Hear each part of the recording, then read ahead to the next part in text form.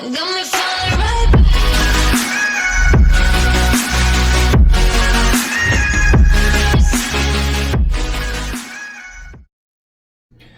guys, and welcome back. Today I bring to you a list I call Golgari's New Toys.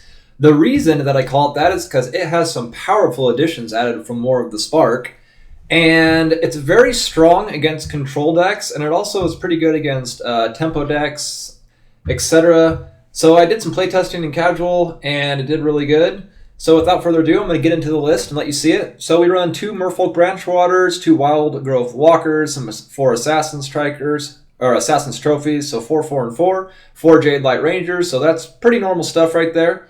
We do have 2 Vivien Champion of the Wilds, which is a new addition. It is pretty good for surprising tempo decks by playing at the end of their turn. It also is pretty good against counter decks for being able to make them use their counter spells at the end of their turn, allowing you a full turn to play your cards without having to worry about them being countered on your turn. And it has the addition of allowing us to draw some extra cards, so it's pretty good for drawing cards. We run 1 Journey to Eternity, 2 Ravenous Chupacabras. The reason we're only running 2, I will get into it a little bit farther down the list. So we run 2 Storrev, Devkarin, Lich. Now the chances of getting its ability off where we return a creature to our hand is pretty low. But it's a very good tempo drop in itself. A 4-mana 5/4 with Trample can be pretty powerful against mono red and decks of that nature. So that's why there's a couple copies in here. 4 Golgari Findbrokers because that's just a staple of the list. You need them. And now we get into the reason why we're only running 2 Ravenous Chupacabras.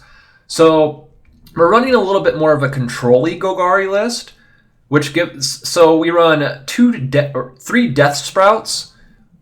Destroy target creature and search for a basic land card, put it into the battlefield tap, then shuffle your library is so good for curving into Carnage Tyrants, which we run 2 of, Lilianas, which we run 2 of, and Casualties of War, which we run 2 of. So running 3 of these allows us to curve into these on turn 5 rather than 6, which can be extremely powerful. So, and then this, you know Carnage Tyrant by now, you know Liliana by now, but Casualties of War, what a great card. I mean, if you can curve into this on 5 from playing Deathsprout, you can destroy their search for as Kanta. You can destroy their 4/5 blue creature that lets them play the, I can't think of it, God Eternal Kefnet, I think is what it's called. So you can destroy God Eternal Kefnet, you can destroy, like, Fountains of Renewal or treasure maps. You can destroy their search for Azcanta or any of the 4-cost enchantments, the exile a creature. You also get to destroy a land and a planeswalker. So against control, you can almost proc every single one of these abilities. It's just so good. So we do run 2 of those. And then just 2 Memorial to Follies, 1 Blast Zone, and 1 Detection Tower, because we do run quite a bit of spot removal, so being able to get rid of pesky cards that can't be targeted is pretty good. So without further ado, I'll get into the games and let you see them for yourself. It was a fun deck to play. It is very powerful, and I think in the right hands can go very far on the ladder. I hope you enjoy. Alexander, yeah, I can't say it. So we're doing something, I know we've been doing some like mid-tempo decks lately over the weekend. That's because the meta is, well, not even just the meta, Magic in general right now is so full of control decks. I mean, it's like 75% of the games are against control, so I wanted to do a Golgari list that is good against control. So you're going to see me play, I think almost all these matches are against control. So you're going to see this list being played against a lot of Esper control lists, and you'll see how it does against those. That's mainly what I wanted to showcase. So we have a Storrev Devkarin to drop on curve. See how our opponent reacts to that. 5 power on board is pretty powerful if it can't be removed. That's a quarter of their life total. So, that's a pretty spicy card. Kasmina's Transmutation, so our guy becomes a 1/1.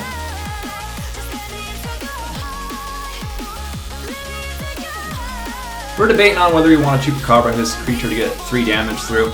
we decided that it's worth it. We don't have another play for the turn, and the only other thing we would be doing is holding an Assassin's Trophy open, which could have been the correct play if he dropped the Teferi this turn.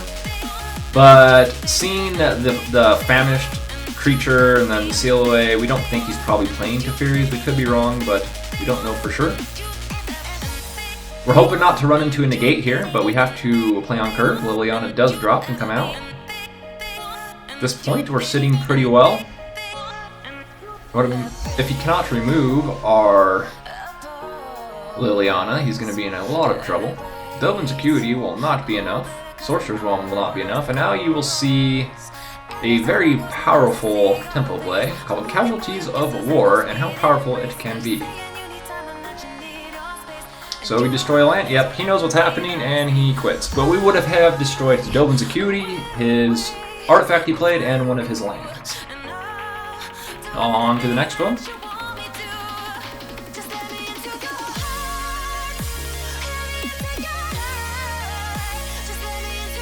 So up against Mystic.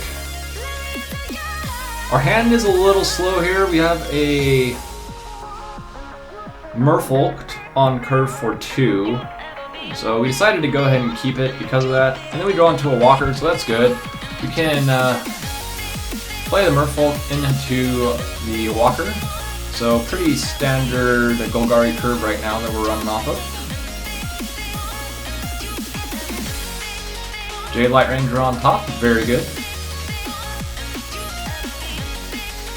So, looks like we're up against a mirror match. We'll see if this guy is something new or if it's just a really standard list.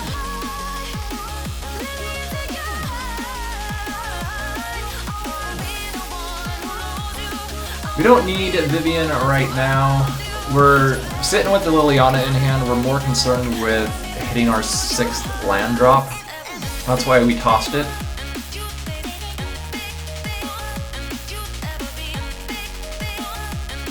And we do hit it.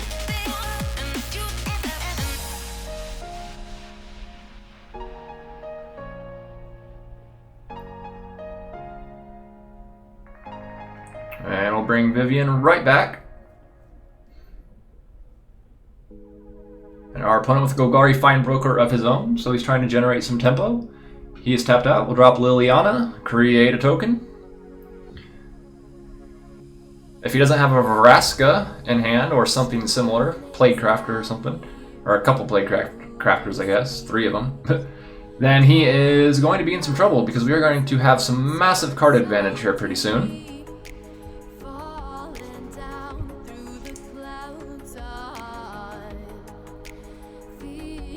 We know that he had that moment of craving, but we go to Value Town with our draws, so we're not worried about it.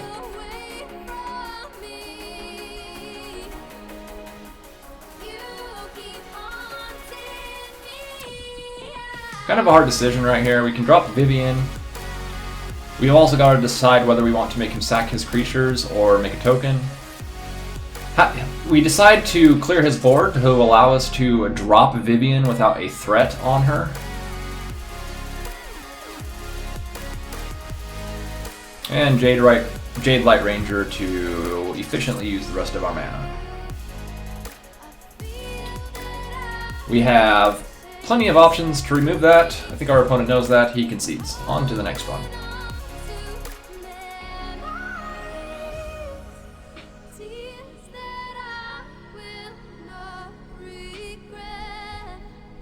So we've got a decent land base, but we are lacking in early game pressure, so like in early game creatures. We're hoping to kind of turn it into a control match. Unfortunately, we are up against a control deck, so we're not going to out-control a control deck with this deck. How we beat control is we put pressure on the board, and then we out-control them in the late game. So we got a really slow start against this guy. We'll see how it fares for us. Nicobolus is not good for us.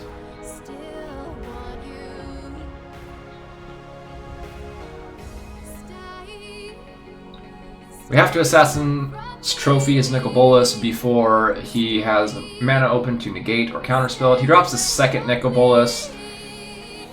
We will give it a turn to see if we draw into an answer. If we don't, we will concede. We do not.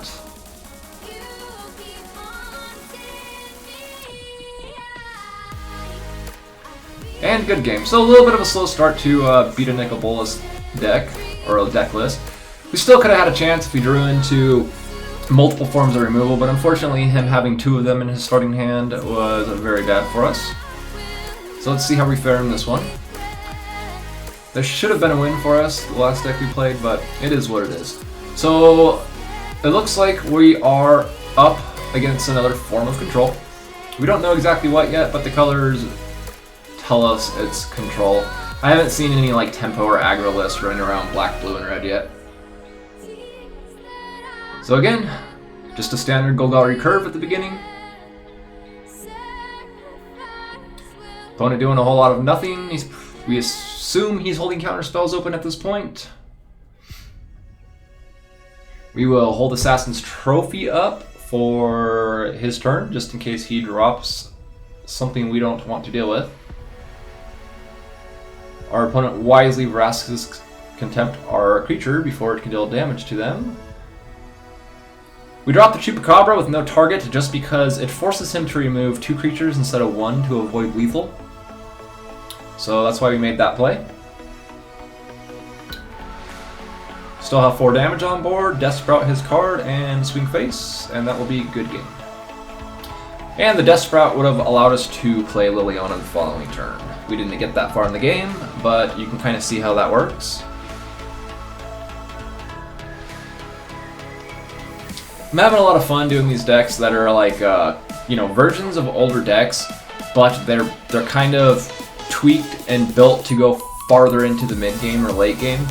I'm having a lot of fun with it. I think staying away from like the standard aggro or the standard control and kind of trying to fit yourself somewhere in the middle kind of gives you a chance against both.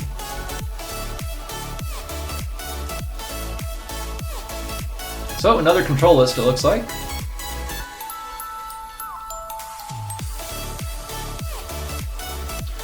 We're doing pretty. Our hand's actually pretty decent for playing against control. We are just really needing to draw into another black land at some point to make use of everything in our hand. I'm gonna draw on a whole bunch of cards. We see a Planeswalker get tossed into the graveyard, which just drives in our thoughts that we are up against a control list. Not enough mana to activate our land yet. So we see a Thought Erasure from our opponent. We assume he takes Assassin's Trophy. It's the only thing we have that we can actually play right now, because we do not have 2 black. He does make that choice. We draw into a Memorial to Folly. Really unfortunate that that was what we drew into rather than a non-tap land.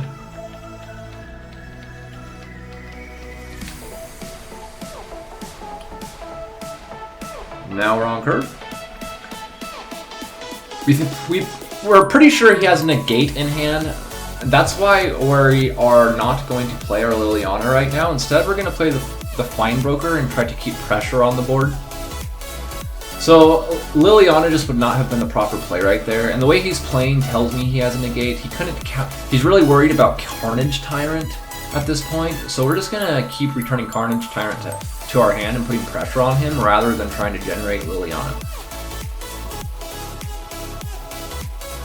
So because we did that, we didn't play Liliana, we force him to have to remove 2 threats to win, and that's pretty hard sometimes for control lists if they don't stay on top of your stuff you have on board outside of a board wipe.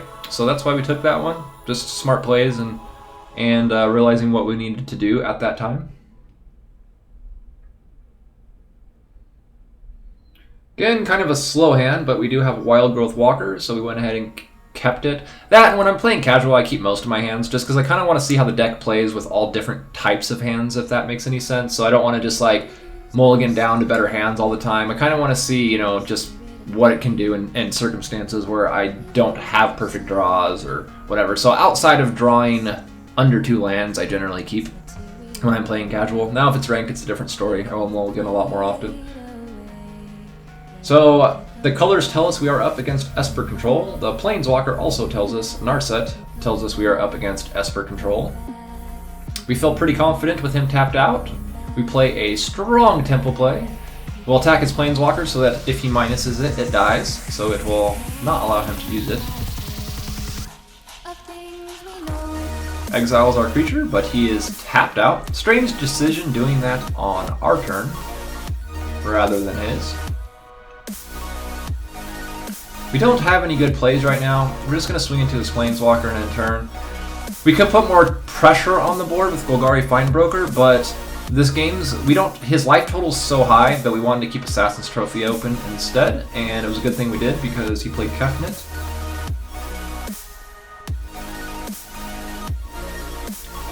So he's tapped out. We have 6. Liliana is the play.